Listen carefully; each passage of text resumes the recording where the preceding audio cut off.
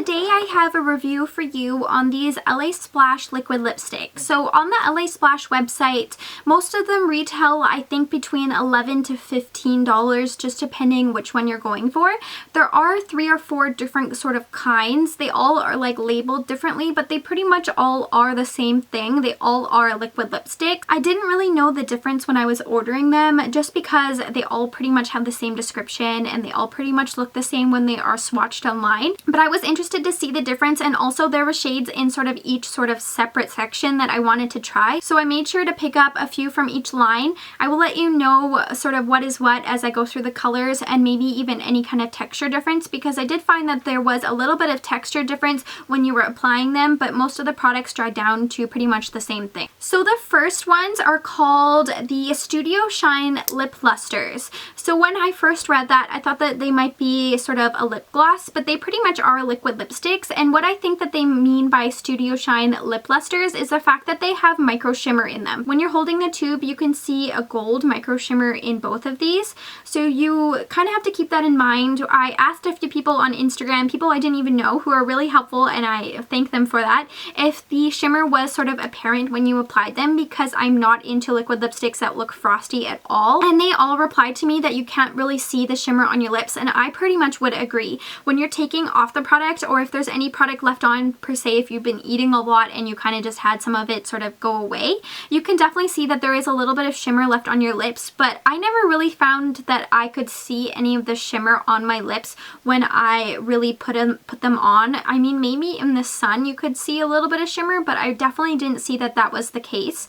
These go on a little bit more moussey than the rest of them. They're a little bit more of like a thicker texture. I think that maybe has to do with the shimmer in it, but who knows? I mean, I'm not a scientist and I didn't make these, so I don't even really know why, but I found that the texture of these was a little bit thicker. They do dry all down into like a completely matte texture, and I didn't really feel a difference on my lips once they dried down, but the way they applied was definitely a little bit more moussey. So the two colors I have is Nala and I have Belle.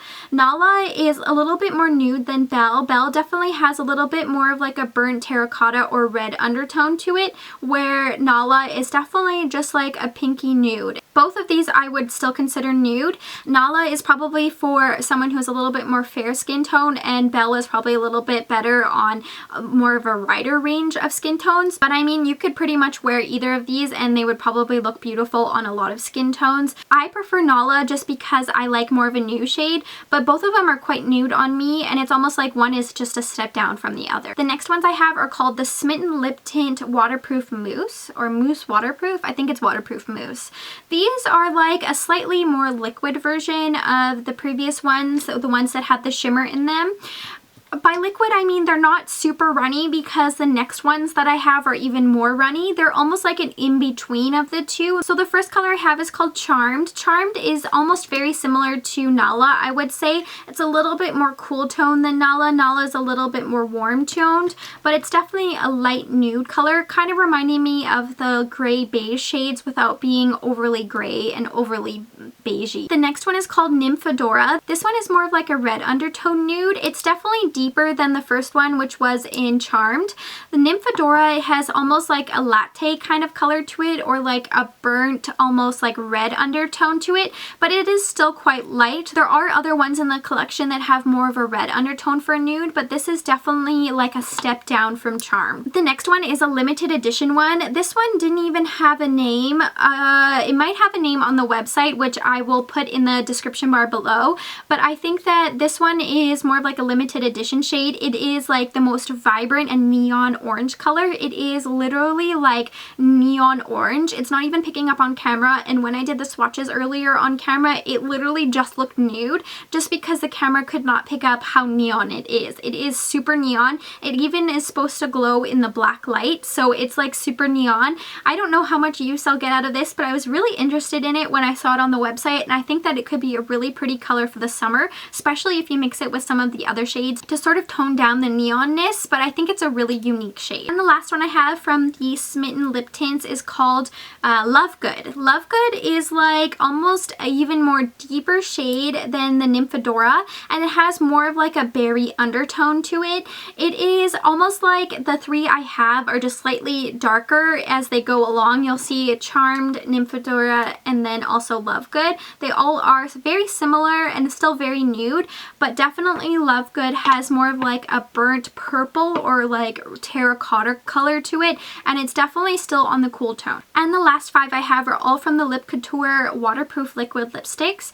These are the most liquidy out of all of the ones that I've tried. They definitely go on a lot liquidy. They do dry down completely matte, but they definitely have more of like a watery texture and less moussey or thick compared to the other ones.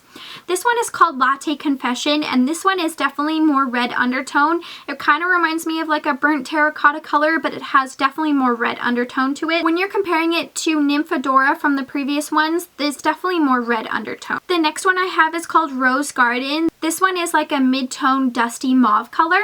It's still quite light. It's not like a deep mauve color, but it's definitely still pink, and it definitely has that sort of rose undertone. And the last 3 ones I have are all nudes. The first one is called Innocent Vixen. It's the lightest nude out of sort of this section. It reminds me of Belle. They are very similar, but it's almost like a more orange tone of Belle. Belle is the one on the left here, and it has a little bit more of a pink undertone, where Innocent Vixen is a little bit more brown or slightly like bronzy undertones.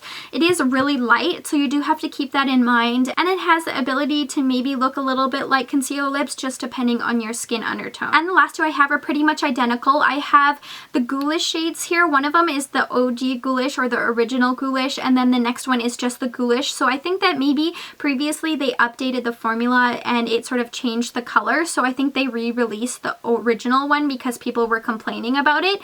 But the first one I have is OG Ghoulish, which is a lot more grayish undertone than the Ghoulish that they re-released. So I have OG Ghoulish on this side, and then I have Ghoulish on this side. You can see that the OG Ghoulish is a lot more gray undertone, where just the Ghoulish one has a little bit more of like a bronzy or like nude undertone to it. So I think just depending on what you're looking for, if you're looking for like a strictly gray shade, I would go for this one. But if you're looking for something that flatters a little bit more skin tones, I would definitely go for just the Ghoulish shade. Overall, I do really enjoy all these LA Splash liquid lipsticks. I think that it's interesting that they all have slightly different textures. I didn't think that would be the case when I was ordering them, and it is a little bit difficult to decide on their website just based on the different categories they have. I would just keep in mind that they pretty much all are the same. They all are liquid lipsticks. They all dry down completely matte. It's just sort of the application that is slightly different. I do really enjoy all of them. I don't necessarily have a preference between all of them. I do like certain shades. I like more of the nude shades, obviously, just because I like more nudes, but I do really enjoy all of them. I wouldn't say that one category is better than the other. I don't prefer the ones with the shimmer in it just because I don't really like a liquid lipstick with shimmer, but you definitely don't even see it on your lips. It's just not something I gravitate towards, so I usually just forget that I have them and pick the other shades. But they're not bad. I still wear them and I still like them, and I do really enjoy the fact that they don't have a sort of visible shimmer in it. I think that all of these last just as long as some of the other liquid lipsticks out in the market. They feel really nice on the lips. They're not overly drying. I don't find that they crack or really just settle into my lip lines, and they definitely aren't sticky like some of the other liquid lipsticks. If you've tried any of these LA Splash liquid lipsticks, definitely let me know your thoughts in the comments below, and make sure you subscribe so you can see all my upcoming videos. Thanks so much for watching, and stay tuned.